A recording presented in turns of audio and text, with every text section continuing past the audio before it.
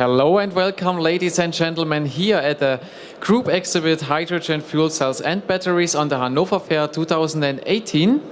I invite you to come here, join us, sit down, have a coffee and enjoy the next interview. My name is Falco Haag and I will lead you through the next 20 minutes through our following talk, and our interview partner will be Dr. Michael Walter, Technical Manager from the German Association for Gas and Water, the DVGW, and he at all is active in hydrogen and fuel cells since 1997 already, and had his first exhibition with us in the year 2000.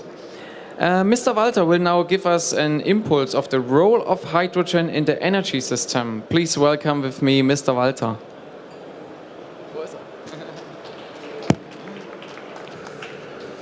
Welcome. Thank you very much for this warm introduction, Mr. Haag. Ladies and gentlemen, welcome and good afternoon. Shall I take this seat or this seat? Okay, I take there you this go. seat. Okay. Okay, and to the audience, if you have any specific question during our talk, just feel free to raise your hand and then I will come down with the microphone to you. All right, let's start. The DVGW, what is behind this and how does your member structure look like? Okay, it's a difficult word, DVGW. So in German, it's Deutscher Verein des Gas- und Wasserfach. So we are a technical and scientific association in Germany for the gas and water industry. And it's a quite old association. DVGW was founded in 1859. So we are an old aunt. So coming back to your question, our member structures, we have members from the gas industry, so the transport and distribution net operators.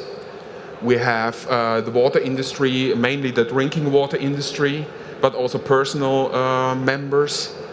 Then, of course, the manufacturers of gas heating appliances and manufacturers of drinking water appliances. This is more or less our member structure.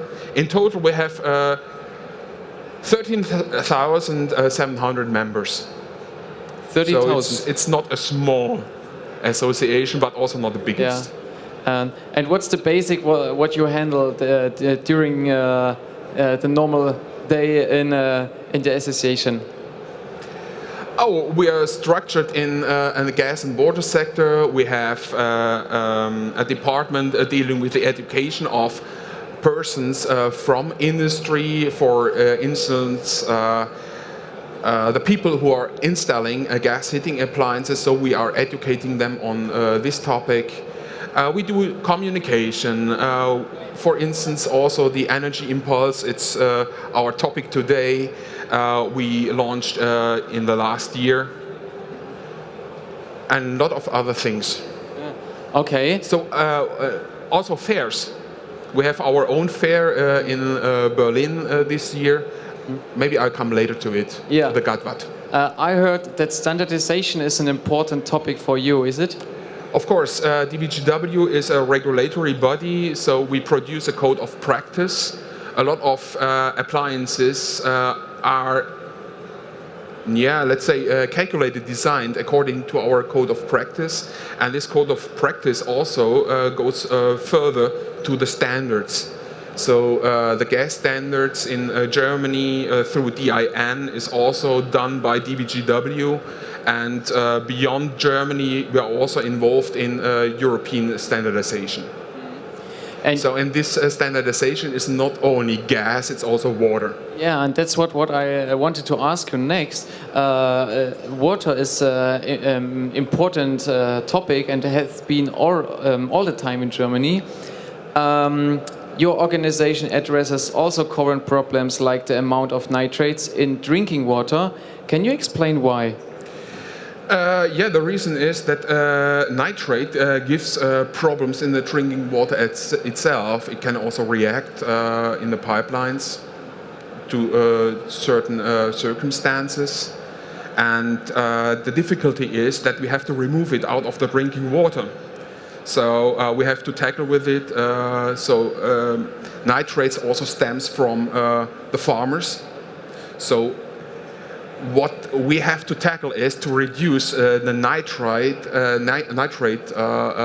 injection into our groundwater, which is the big source of our drinking water. And was this always a topic, or did it arise in the last years? It popped up in the last years, but there are also other issues with drinking water, chlorates and all other impurities. Okay. So we have to purify drinking water to the quality we are used to have through all the years. Okay, thank you. And now coming to the energy, since when is energy transition a topic as well in your association? The energy transition, called Energiewende in Germany, is a topic since it popped up. Mainly due to the reason that energy transition in Germany was considered more or less as a power transition, not an energy transition. So gas was somewhat put aside, although gas can help a lot to reduce CO2 emissions. For instance, if we look at power plants, presently we have lignites and also hard coal power plants producing a lot of CO2 during their processes. And if we can replace them by gas-fired power plants, we can reduce the CO2 emission to a third of that what power plants coal-fired produce. This picture here shows that. Okay. And if we could do this, we would meet some of our goals we already promised. All right. What do you think are the most, the biggest challenges you are facing right now? Is it more standardization, or is it more process management? It's not the standardization. This is just a routine job from DVGW, since we do it more than several decades. Now it's how can we transform our energy system, but also our water system in a way that we can live in the same standards as we are used to live by now, with less CO2 emissions, but also with the safety and security of our energy supply. And this to be done with gas and with a sector coupling and so on, and also greening of the gas. Yeah, nice input, because Gerhard Linke, the managing director of the DVGW, says, he says that gas is the key to success for the energy transition. Does he mean the natural gas or hydrogen? He means both, because we are the German Association for Gas and Water and not for natural gas and water. So gas means also hydrogen and biogas, biomethane. Synthetic gases like synthetic methane, which can be produced from hydrogen. So you have a much brighter variety when you think of gas than maybe most of the people have here at the fair. Yes, we have to look at which gases do we use for which sector. So looking into the transport sector, we can talk about LNG, which is liquefied natural gas. And this is nothing else than just liquefying methane. And this methane could stem from renewable energies. So taking the electrical power from wind farms, taking the electrons there, turn them into molecules, producing thus hydrogen. And we can use this hydrogen to make methane by a methanation process. Just using CO2, either renewable CO2 from biogas plants. Put this together, then we have methane injected into our natural gas grid and use it wherever we want. So we have several different gases. What do you think, which role will hydrogen itself play in this diversity? Hydrogen will play a major role since this is the gas we can produce out of renewable electrical energy through electrolysis. producing hydrogen, inject them into the natural grid, which is by now limited to 10% in Germany, according to a study of DVGW at max. But the future will show that we will put more and more hydrogen into this gas grid. So, and hydrogen can be used to produce also our methane. I recall myself. So just producing a carbon-based material or gas that we can use also for industrial purposes. Not only for combusting it, but also using the sea to produce our pharmaceuticals and everything else. Or maybe we see some plastics here, stems mainly from crude oil, and we can use also this green methane to produce that. Yeah, so and then the energy transition will be much more than the power transition you mentioned before. Exactly. What do you think? Will hydrogen increase soon, fueling road traffic and the industrial processes, or how long will it take? I can't tell you any years it will take, but hydrogen will play a major role. Now we are facing also in Germany some new erections of hydrogen fueling stations, H2 mobility, or if I look at the booth right here, we see NOW, we see Daimler, Linde, and so on. They are using fuel cells to propel their cars, and these fuel cells need hydrogen. So hydrogen will be a major role player in transport. So it's not only for the local cars, but also for overhaul. So it's taking only a few years from now on? It might take more years, but we can use also different gases to do this transition. Yeah. But still several applications are already on the market, and of course the applications for the existing gases like biogas like this are already a big share in the agriculture. Yeah. Yeah, one strategy to stay within the carbon budget, this is the name that you are handling with, the budget, how much carbon we should have, is the strategy to reduce that, is to use less fuel at all. Don't you think that would be a disadvantage or a risk for your members? I don't think so. So if we are talking on natural gas, our members will find a way how to reduce the amount of natural gas from fossil sources, either by increasing the hydrogen content in their pipelines or producing green methane, so green natural gas, synthetic natural gas. This is the way we are looking at this, and this is also something DVGW proposes through its Energy-Impulse. So from the fuel switch to the content switch to the modal switch, which is shown also here on the slide. I will give maybe some words to that. Can you explain what you mean exactly with the Energy-Impulse? Yeah, the Energy-Impulse is a proposal not only limited to Germany. We can also look to other countries with quite similar challenges like Germany, and how we can tackle our CO2 problem or the climate change. And Energy-Impulse means do not only look for electrical power, just look into the whole energy system, and gas can help there.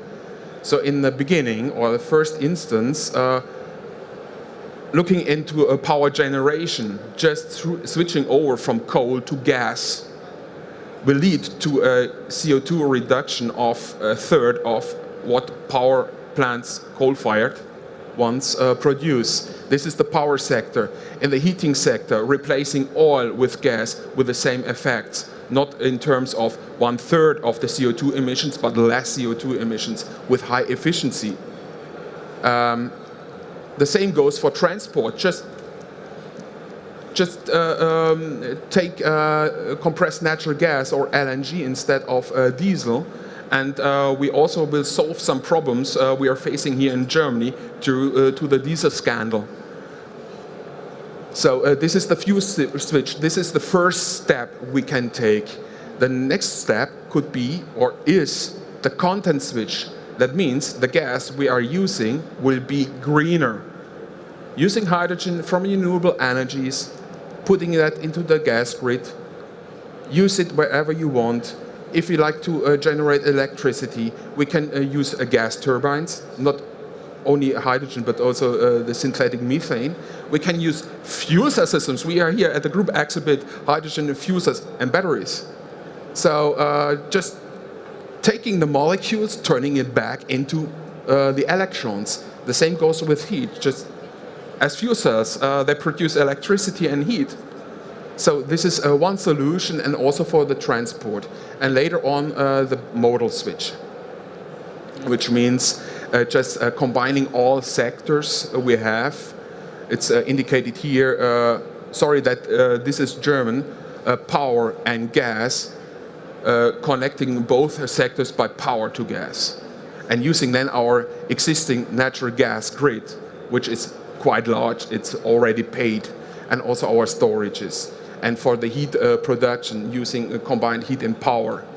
And the latest here shown, or the last shown here, in transport sector, the so-called e-fuels. E-fuels means fuels produced from electrons.